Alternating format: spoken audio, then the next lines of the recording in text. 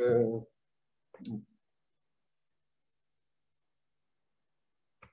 je disais que je suis père d'un jeune homme avec le syndrome de Costello, qui est une maladie génétique très rare.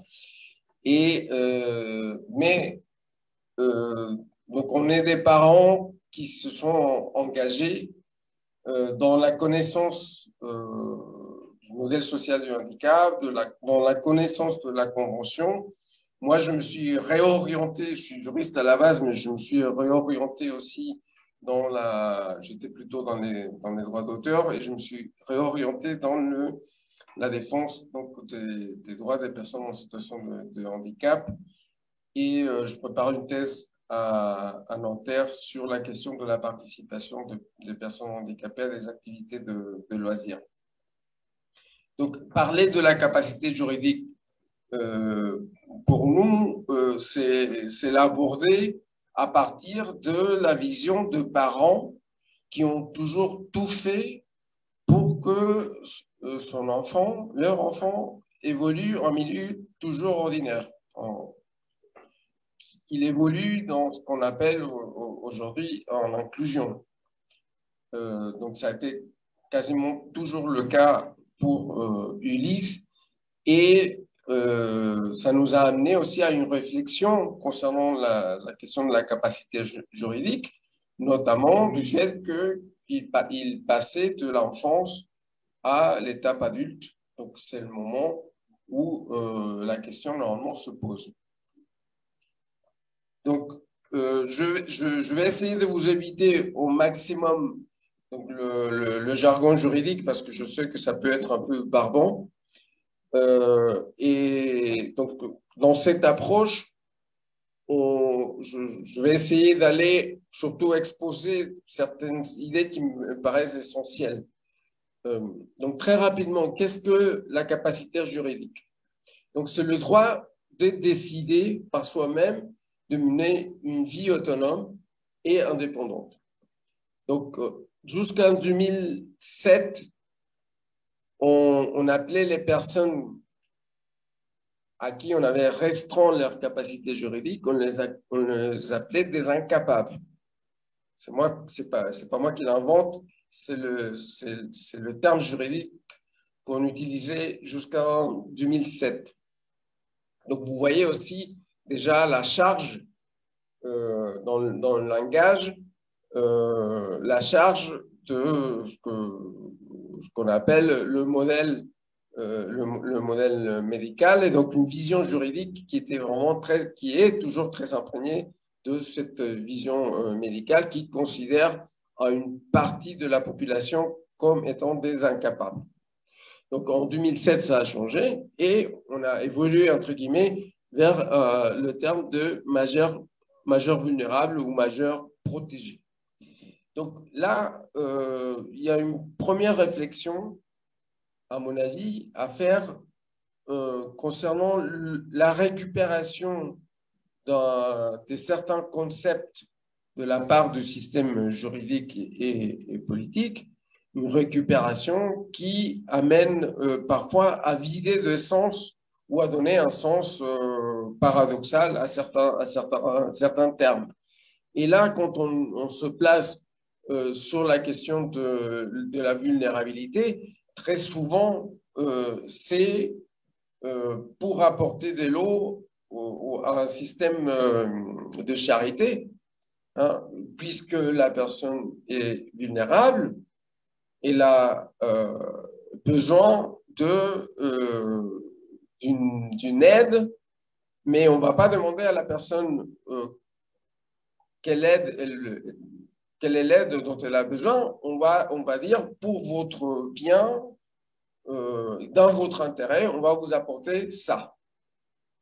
Donc, des choses qui sont préparées déjà par l'État et par un système qui ne considère pas les personnes handicapées comme des citoyens à part entière. Donc ça, c'est un peu l'évolution de la terminologie. Donc, comme je disais tout à l'heure, l'existence donc de cette vulnérabilité entre guillemets viendrait justifier le fait que la personne ne peut pas décider par soi-même. Et donc, il y a un juge qui va décider d'une mesure de protection. Et là encore, on voit le poids et la portée du langage. On agit toujours, le système agit toujours pour le bien de la personne, pour la protéger. Donc, c'est une mesure de protection. Donc, il y a différents types de mesures de protection, hein, et on est dans ce qu'on appelle un régime de représentation. Donc là, j'ai mis les différents types de mesures de protection dans l'ordre, disons, du moins lourd au plus lourd. Donc, le moins contraignant au plus contraignant. Le mandat de protection future, très rapidement, c'est quand, par exemple, une personne qui commence à présenter des symptômes d'Alzheimer, elle se dit elle-même, il est probable que je vais avoir de problèmes d'Alzheimer. Je décide en avance que si jamais je ne suis pas en mesure de prendre des décisions, c'est ma femme qui va prendre les décisions. Donc, je fais en sorte que ce soit établi. C'est pour ça qu'on appelle d'une protection future. Ensuite, il y a l'habilitation familiale qui a été créée en 2015. Ça, c'est relativement récent. Il y a énormément de gens qui ne sont pas au courant et qui est considérée comme la mesure la moins contraignante. Mais il faut savoir qu'en plus, c'est une mesure qui peut être prise d'abord. Le juge décide que ça peut être 10 ans. Ensuite, ça peut être renouvelé 10 ou 20 ans maximum. Et ensuite, on passe à des mesures plus lourdes. Il y a la sauvegarde de justice qui est pour des situations concrètes et particulières, et ensuite la curatelle et la tutelle. Donc la différence entre toutes ces mesures de protection, c'est le degré des contraintes et la lourdeur administrative. Mais disons que le pire, c'est vraiment la tutelle, parce que là, quand une personne est sous tutelle, ses possibilités de décision sont complètement annulées. Donc, c'est quelqu'un d'autre qui va décider à la place. C'est pour ça qu'on parle d'un régime de représentation, parce que la personne qui est nommée curateur ou tuteur va prendre des décisions sans consulter la personne. Dans les textes, on peut trouver que une certaine invitation à la consultation éventuelle de la volonté des personnes. Dans le fait, en fait, c'est quelqu'un d'autre qui est mandaté qui va prendre des décisions et basta. La plupart, en plus des personnes, le citoyen lambda, est vraiment à des kilomètres de distance de savoir à quoi ça sert et que ça existe même. D'ailleurs, la plupart des personnes ont entendu parler pour la première fois de la tutelle dans la télévision quand ils ont entendu parler du cas Britney Spears. Donc sinon, avant, ils n'avaient jamais entendu le terme. Mais donc,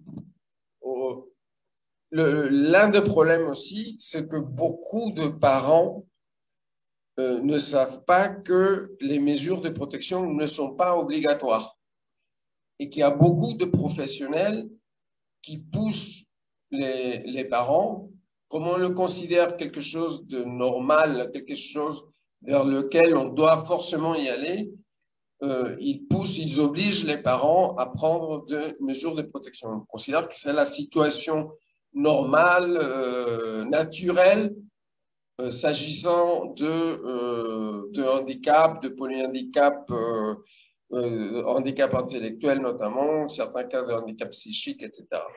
Donc il y a cette tendance à pousser les personnes, les familles, à aller vers la curatelle, la tutelle ou l'habilitation familiale.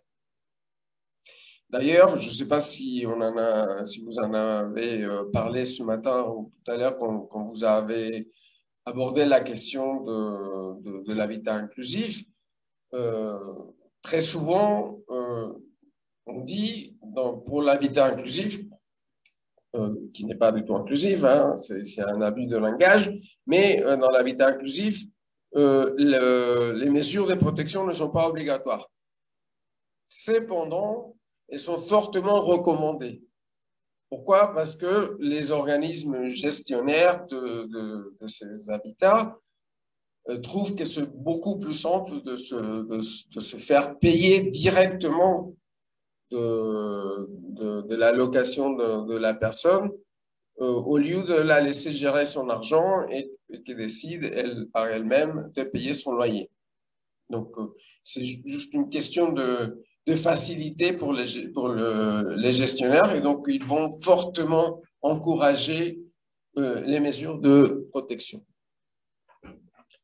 Alors, là, je veux un petit peu me répéter par rapport à ce qui a été dit tout à l'heure par Thibault, je pense, et aussi par Monsieur Ruscus, mais je pense que c'est important.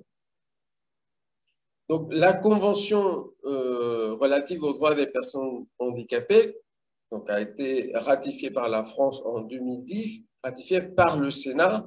Et donc, de ce fait, tous les articles de la Convention font partie du droit français en vigueur. Ils rentrent dans le système juridique français. À quel niveau? Et c'est là qui est important, qui est intéressant. Donc, vous voyez ce triangle que vous avez à gauche sur l'écran, ou à votre droite plutôt, euh, c'est ce qu'on appelle la hiérarchie de normes. Donc, tout un nom, on a évidemment la Constitution, et ensuite, il y a les normes internationales et puis les lois.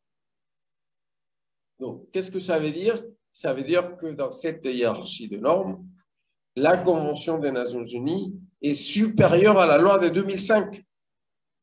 Cependant, une grande partie des juristes, une grande partie des magistrats, des juges ne connaissent pas le contenu de la Convention. Beaucoup de chercheurs qui travaillent sur des questions de handicap ne prennent pas en compte ce que dit la Convention. Ils restent à la loi de 2005. Après, et je reviendrai aussi un peu plus tard, notamment au moment d'aborder la question de microboard, il y a tout un débat concernant donc l'applicabilité ou l'invocabilité des différents articles de la Convention des Nations Unies. Pourquoi? Parce que malgré le fait que c'est des normes qui sont supérieures aux lois françaises, l'État français ou le système juridique français et surtout le législateur n'a pas encore apporté les mécanismes nécessaires pour permettre ce qu'on appelle une harmonisation par exemple, de la loi de 2005 avec la Convention. Donc, en fait, il faudrait une réforme à fond de la loi de 2005 et de toutes les lois qui émanent autour de la loi de 2005 pour les mettre en harmonie, pour faire cette harmonisation avec ce que dit la Convention des Nations Unies.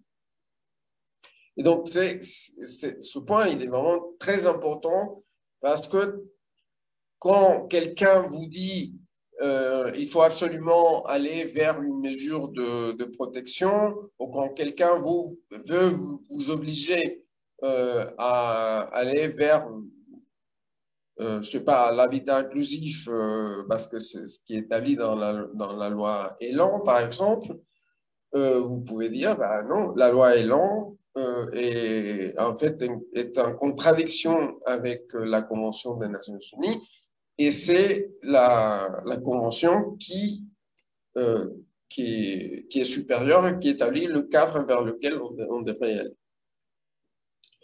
Donc, comme ça avait été évoqué tout à l'heure, donc il y a deux articles en particulier qui sont très importants dans la Convention concernant la capacité juridique. Donc, c'est l'article 12 et l'article 19.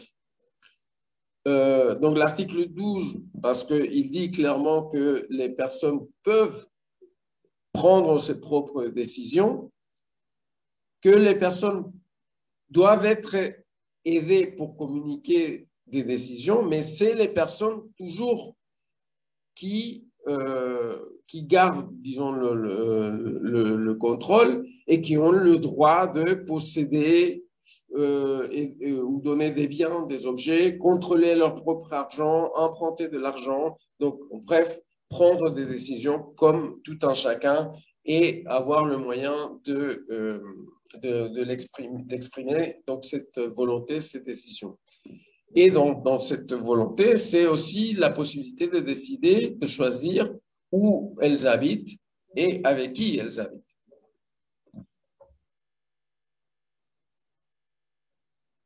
Et c'est là qu'il y a le point important euh, concernant la Convention et que les Nations Unies l'ont souligné. Les États, beaucoup d'États ne l'ont pas encore compris ou font semblant de ne pas avoir compris, mais beaucoup de personnes aussi font semblant de ne pas avoir compris. Euh, donc, on doit changer d'un système de prise de décision qui se substitue à la personne, qui se substitue à la volonté de la personne, pour aller vers un système de prise de décision assistée. Et ça implique, et c'est vraiment très compliqué, ça impliquerait presque aller jusqu'à l'abolition de la tutelle, la curatelle, ou sinon la suppression, au moins une refonte totale de ce genre d'institutions, ce genre de concept pour aller donc vers un système de prise de décision assistée. Et c'est là que c'est très compliqué. Donc, l'ambassadeur Mackay, c'est un ambassadeur canadien, disait pendant la rédaction de la Convention, j'espère qu'il sera possible de résoudre cette question en faisant la distinction entre A, la possession de la capacité juridique par toutes les personnes, et B, l'exercice de cette capacité. Et l'exercice de cette capacité peut nécessiter l'apport d'une assistance dans certaines circonstances. Par exemple, dans le cas d'Ulysse, lui, il a des difficultés pour parler, donc il faut qu'il utilise des dispositifs de communication alternative pour exprimer sa volonté. Mais vous imaginez bien que dans la plupart des cas, on veut aller vite et c'est beaucoup plus simple pour le système de demander à quelqu'un de prendre les décisions à la place. Donc, comme je vous disais, les mesures de protection ne sont pas obligatoires. Mais vu l'état du système, les familles ont toujours peur, nous on a toujours peur de croiser le chemin d'un employé qui va faire du zèle et qui va vouloir refuser qu'Ulysse exprime sa volonté à travers son outil de communication, par exemple. Ou il y a eu le cas aussi dans les hôpitaux où ils veulent absolument que sa mère ou moi-même qu'on signe une autorisation au lieu de lui demander à lui de signer. Il ne se demande même pas s'il peut signer, s'il sait écrire, s'il peut comprendre ce qui va se passer et donner son accord alors qu'il est majeur. Vous voyez, il y a toujours cette pression qui peut venir de n'importe quelle personne qui fait du zèle. Alors, l'abolition de la tutelle, de la curatelle, contrairement aux préjugés et à tout ce qu'on nous raconte très souvent, n'implique pas qu'il y a plus de sauvegarde. Hein. Justement, il doit y avoir toujours le moyen à la fois d'aider la personne et de surveiller qu'il n'y ait pas des abus, etc. Mais tout ça, ça se discute avec la participation des personnes concernées elles-mêmes. Et là, je rejoins ce que disait M. Ruscus, et je reviendrai aussi un peu plus tard, c'est que moi, je vois cette discussion autour de ce dont les familles et les personnes concernées ont besoin. Je la vois beaucoup plus en Espagne, en Amérique latine, au Royaume-Uni, et je la vois pas du tout en France. Si je me trompe, je vous prie de bien vouloir me donner les exemples, me corriger, mais je fais moi-même partie des groupes de discussion où participent des personnes de toute l'Amérique latine. Je ne connais pas un groupe de discussion en France, pour être clair et honnête. Et encore une fois, ici, ce qui est important, c'est que les soutiens ne peuvent jamais remplacer la volonté de la personne. Ils doivent toujours respecter les droits et les préférences de la personne. Et pour revenir à l'image de couverture de mes diapositives, donc ici, je fais un petit diagramme pour montrer comment les différents articles de la Convention sont en relation et comment, par exemple, le droit à communiquer, dont on parle à peine aussi en France, est essentiel pour l'exercice de tous les autres droits. Et donc, de ce fait, la communication alternative est améliorée ou augmentée est essentielle pour l'exercice des droits établis dans la Convention, l'article 12, l'article 19, etc. Or, la loi de 2005 ne parle pas de communication alternative. Le terme n'existe pas dans la loi de 2005. Par contre, la Convention parle clairement de communication alternative et améliorée comme un moyen que les États sont obligés de mettre en place pour permettre aux personnes d'exprimer leur choix, d'exprimer leur volonté. Et imaginez tout simplement, pour donner un exemple rapide, l'article 11, situation de risque, situation d'urgence humanitaire. Avec la pandémie, très vite, on a vu des cas des personnes non oralisantes, non verbales qui étaient hospitalisées. Et nous, on a posé même la question au bureau scientifique de l'association Costello en France. Et on a posé la question, qu'est-ce qui se passe, comment ça va se passer si notre enfant qui ne parle pas, qui utilise un dispositif de communication alternative, est hospitalisé pour qu'il puisse exprimer ses décisions et en plus pour qu'il puisse communiquer et ne soit angoissé davantage. Et ils ont dit, bah non, les gens ne sont pas formés, les gens ne connaissent pas ça, donc on va donner quelque chose à la personne pour la calmer et ça s'arrête là. Donc vous imaginez la violation flagrante donc à l'article 11 de la Convention et dans le même sens donc tous les autres articles, évidemment la question de l'éducation, le droit de ne pas être soumis à l'exploitation, la violence, la maltraitance, l'autonomie et l'inclusion dans la société, tous ces articles passent par le respect et la mise en place de ce droit à communiquer qui est très souvent aussi bafoué. Et donc, ça nous permet d'arriver à la question, à l'exemple de microbox.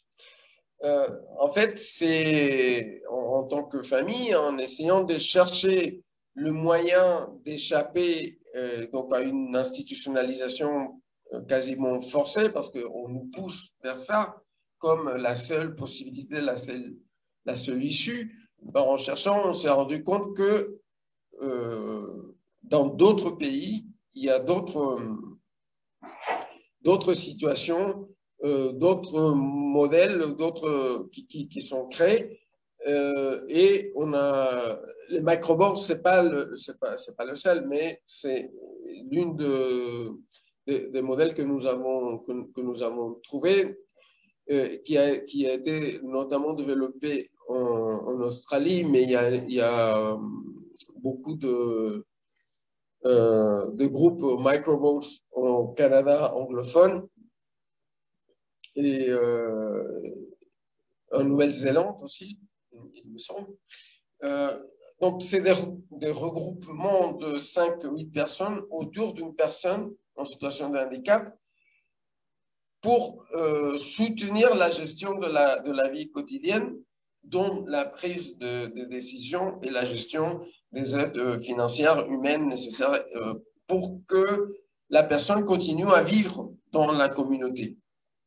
En fait, il se constitue, ça peut être 4 ou 5 personnes, et il se constitue en association du type loi 1905, 1901, enfin, évidemment par rapport à la législation de chaque pays. Et très souvent, c'est des personnes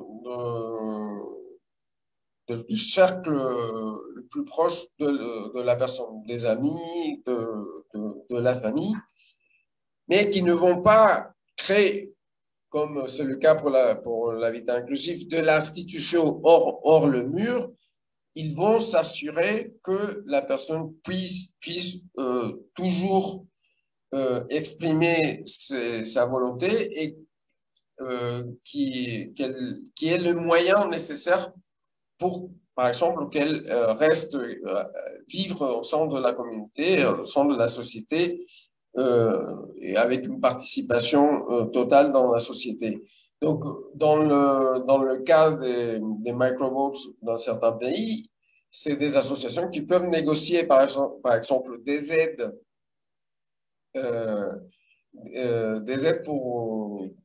publiques pour permettre à la personne de vivre en inclusion totale, ou créer les moyens ou les outils nécessaires pour que cela se fasse. Et ici, la question qu'on s'est souvent posée, est-ce que dans le cadre français, on pourrait créer ou recréer ces microvotes? Nous, on pense que oui, parce que rien ne l'interdit, mais il y aura, vu le cadre juridique actuel et les préjugés et les situations qu'on connaît en France, il y aurait toujours le risque que, à un moment donné, comme je vous disais, quelqu'un un employé, un fonctionnaire qui voudrait faire du zèle, disent cette personne ne peut plus continuer à être en société avec l'aide de ce cercle de microboards, il faut qu'elle soit en institution. Et donc là, on rentre dans son cercle, dans un engrenage où l'État viendrait décider que la personne ne peut pas habiter là où elle le veut et avec le soutien de ce microboard et qu'elle doit aller, par exemple, en institution ou en habitat inclusif.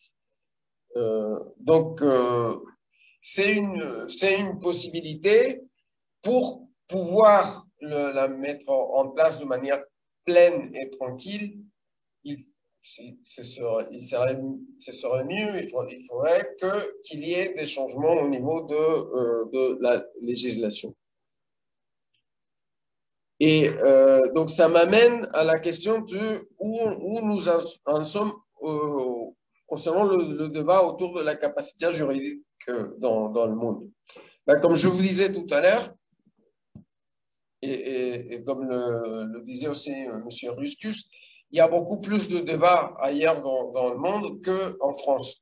Et moi, je voudrais inviter toutes les personnes, notamment anglophones et hispanophones, à rejoindre ces groupes de discussion euh, qui existent un peu partout dans le monde. Moi, je fais moi-même partie d'un groupe de discussion latino-américain et je peux vous dire qu'il y a des échanges très, très intéressants qui vont dans le sens donc, de l'abolition de la tutelle ou de la curatelle et qui ont des propositions très intéressantes sur ce qu'on doit mettre en place et qui sont en train de créer des projets de loi qui vont être soumis à des députés de différents pays pour permettre ce changement. C'est pas évident, c'est un travail de longue haleine, mais qui est en train ils se réunissent tous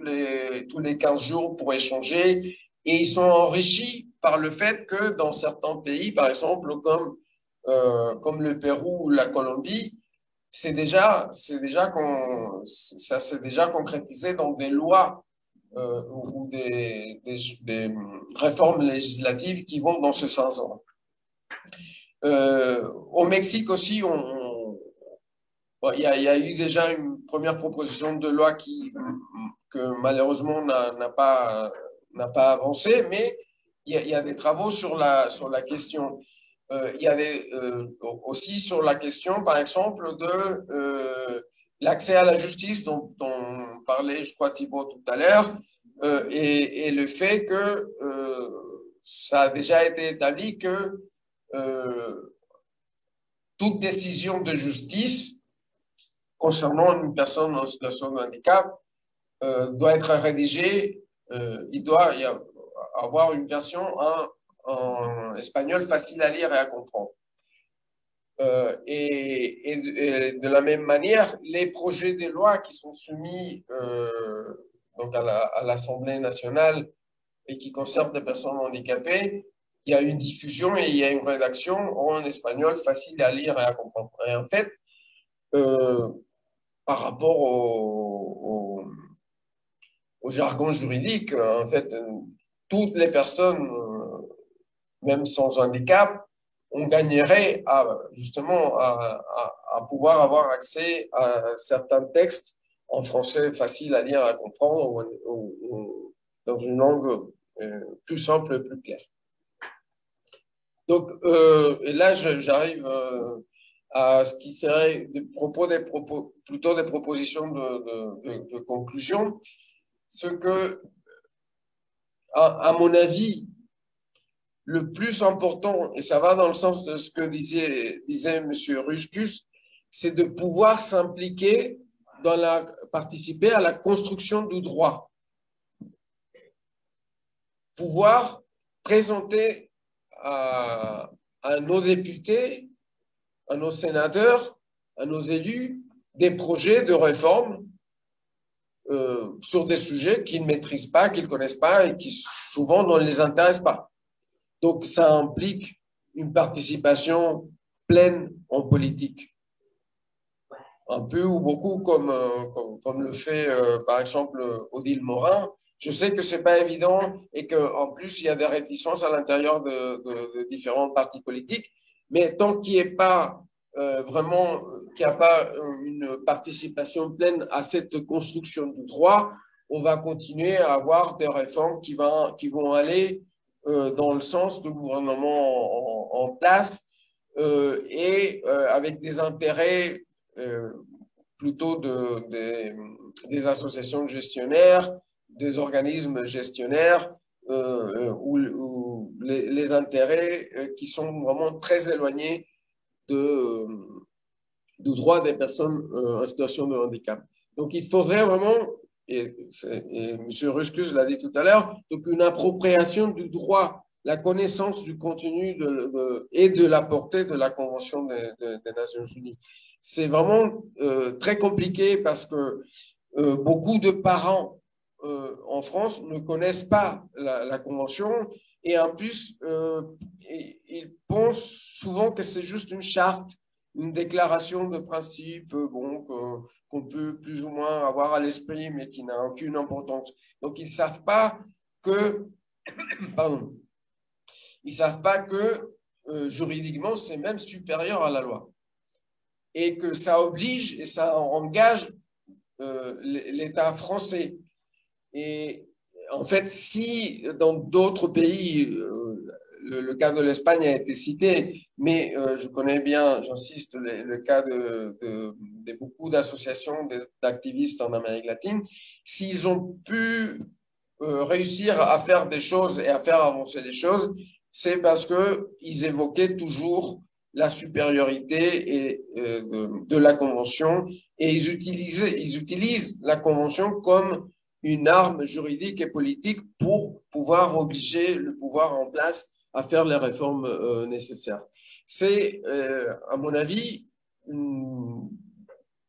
quasiment la seule manière d'arriver à un exercice plein et entier. Ce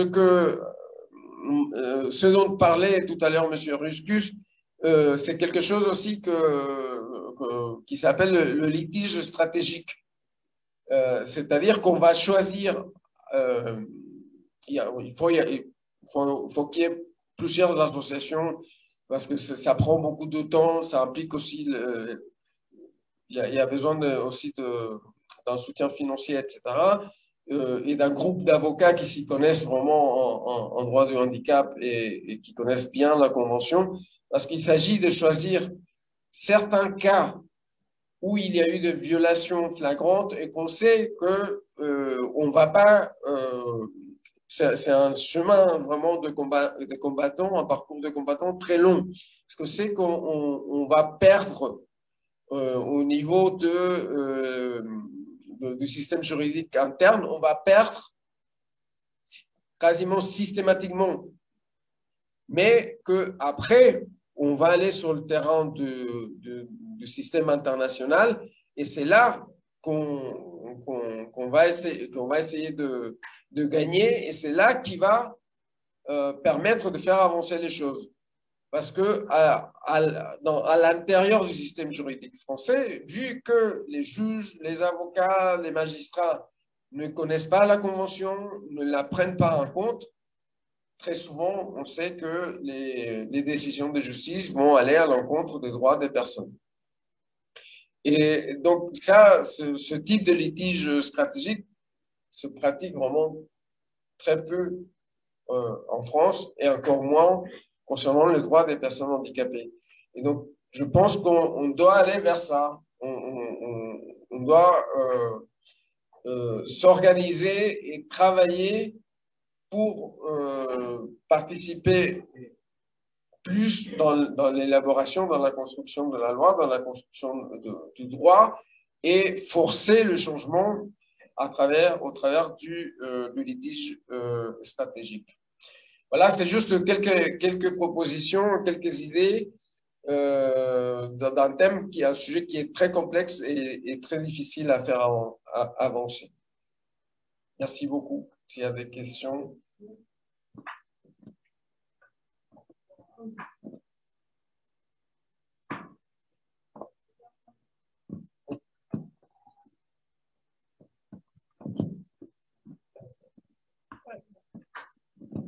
Merci beaucoup. En tout cas, c'est aussi un thème malheureusement encore méconnu, même des militants, moi-même, plein d'associations ne connaissent pas à la fois toutes ces difficultés et toutes ces solutions. Du coup, je pense aussi que c'est à nous, nous associations qui organisons, là, de prendre aussi ce cheminement en compte et dans nos écrits, dans nos revendications. Voilà. Donc, je ne sais pas s'il y en a d'autres qui veulent réagir ou poser des questions.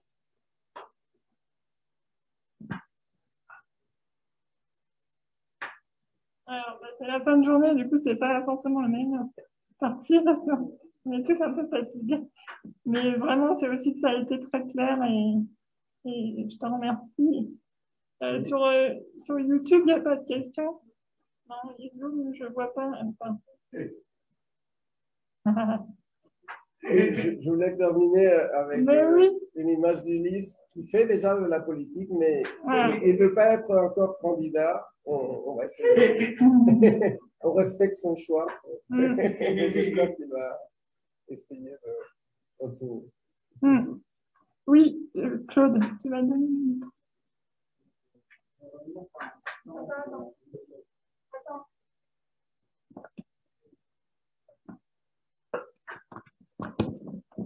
Je voulais revenir sur l'importance dont vous avez parlé sur la communication dans cette possibilité d'avancer, de progresser.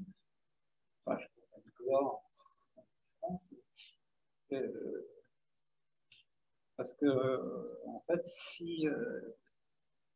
est-ce que c'est un droit de la communication, quoi? Est-ce que ça ne devrait pas être un droit d'aller vers l'obligation pour les personnes qui sont non-voyantes de pouvoir communiquer?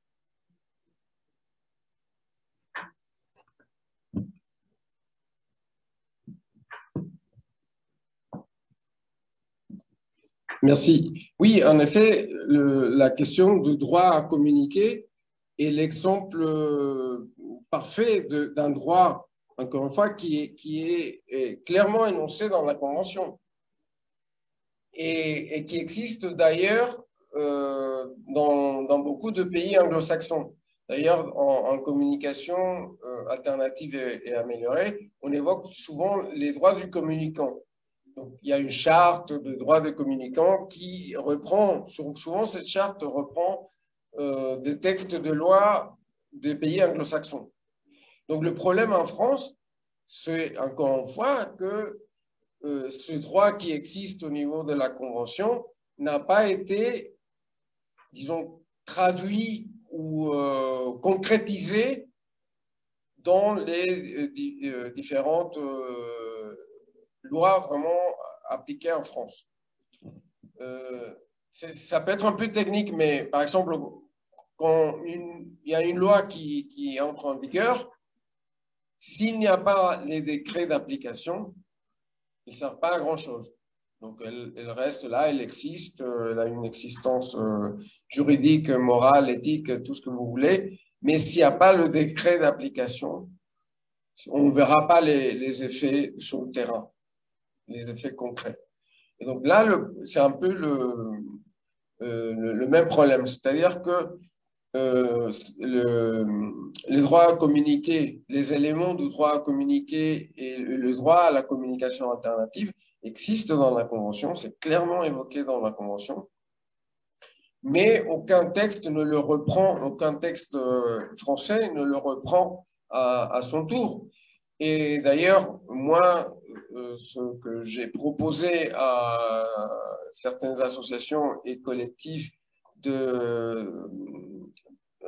qui travaillent, qui œuvrent aujourd'hui beaucoup, très fort pour le droit à la communication alternative, c'est de déjà participer et donc au rapport, de préparer un rapport dans ce sens pour les Nations Unies, mais aussi il faudrait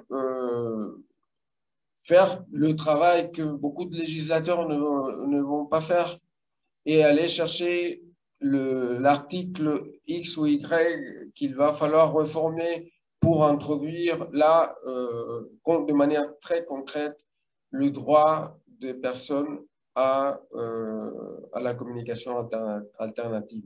Et c'est un problème qui vient de très loin parce que pour les personnes qui connaissent pas très bien, la communication alternative, c'est tout moyen ou tout dispositif autre que la parole pour permettre aux personnes de communiquer. Ça peut être l'écrit, le dessin, la langue des signes,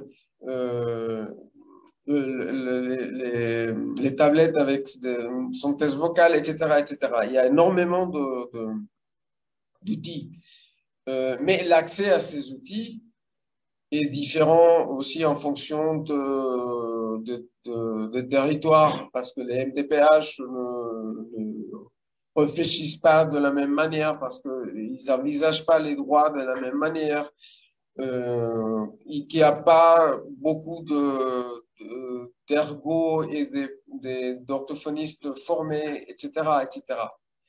Donc, et que les instituts ne connaissent pas la communication alternative, et on connaît des cas où on arrive, on arrive à la maltraitance, clairement, par le refus de l'utilisation des outils de communication. Et donc, il va falloir renforcer le système juridique, mais ce n'est pas les députés ou les sénateurs qui sont aujourd'hui là qui vont le faire, ni les juges, ni les magistrats, parce qu'ils ne connaissent rien et que ça ne les intéresse pas.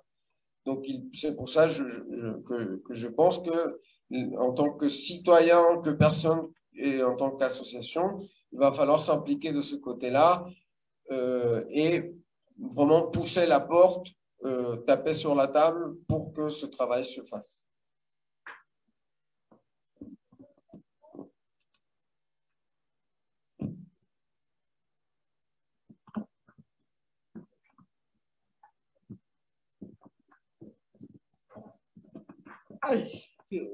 La demande que vous proposez pour les personnes soit déjà également plus compliquée d'autres thèmes. Par exemple, la position de structure gestionnaire ou la mise en habitat.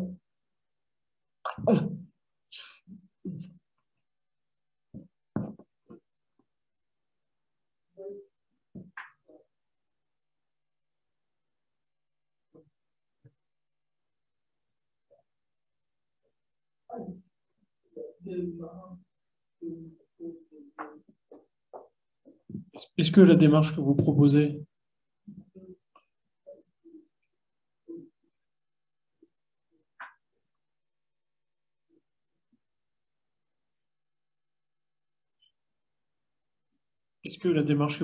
peut s'appliquer sur d'autres sujets?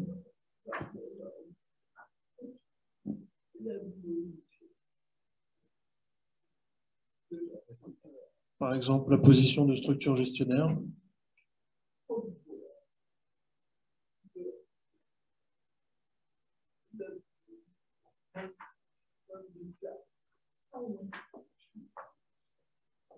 Ou bien la position d'habitat exclusif. Inclusif. La position d'habitat inclusif.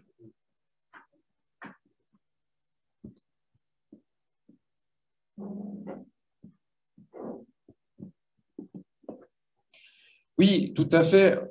D'ailleurs, au moment de discussion autour de la loi Elan, moi, j'étais vraiment étonné, vous me corrigerez peut-être, mais je n'ai pas vu beaucoup d'associations monter au créneau pour remettre en question la conventionnalité de la loi Elan. Il y avait beaucoup de critiques, hein, et notamment de certaines associations qui sont très militantes, très conscientes et qui connaissent la Convention. J'ai entendu de débats très intéressants à la radio et des critiques fortes et directes vis-à-vis du gouvernement. Mais sur le plan juridique, par exemple, je n'ai pas entendu parler d'associations qui porteraient donc ce questionnement de la conventionnalité. La conventionnalité, c'est l'accord entre une loi d'un pays avec la Convention des Nations Unies. Et donc, c'est de demander à ne serait-ce qu'un avis sur cette conventionnalité. C'est-à-dire, je pense que ça aurait montré les contradictions entre la loi Elan et la Convention des Nations Unies. Et étant donné que la Convention est hiérarchiquement supérieure, ça aurait pu amener à une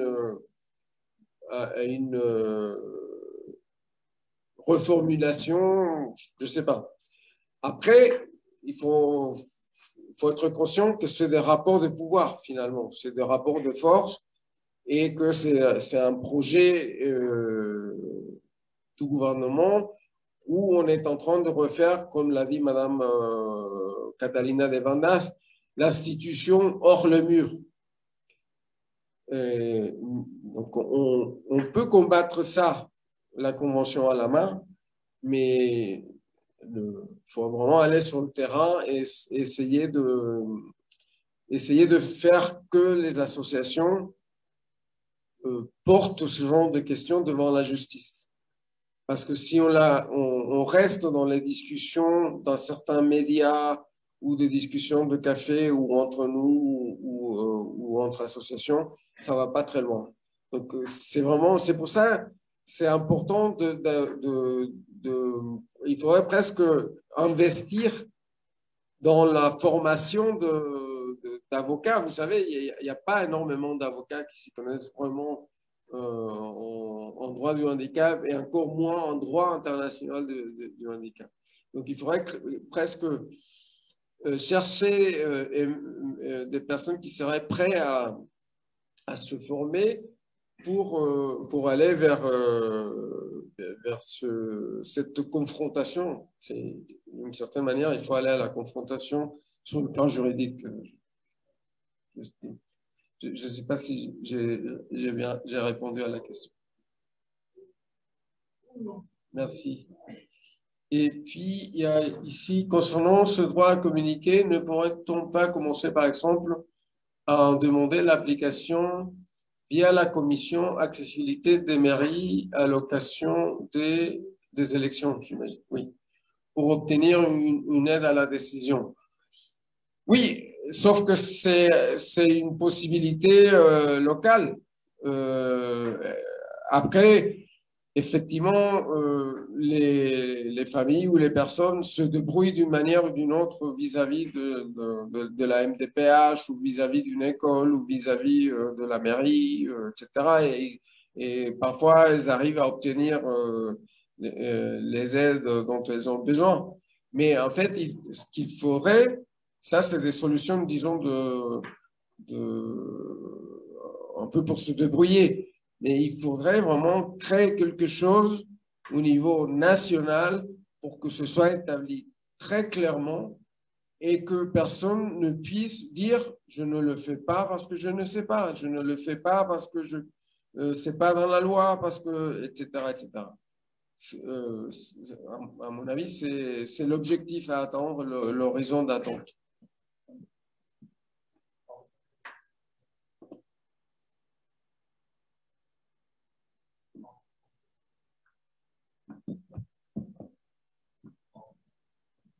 Merci. Du coup, je pense qu'il n'y a plus de questions. Est-ce que tu veux rajouter encore quelque chose?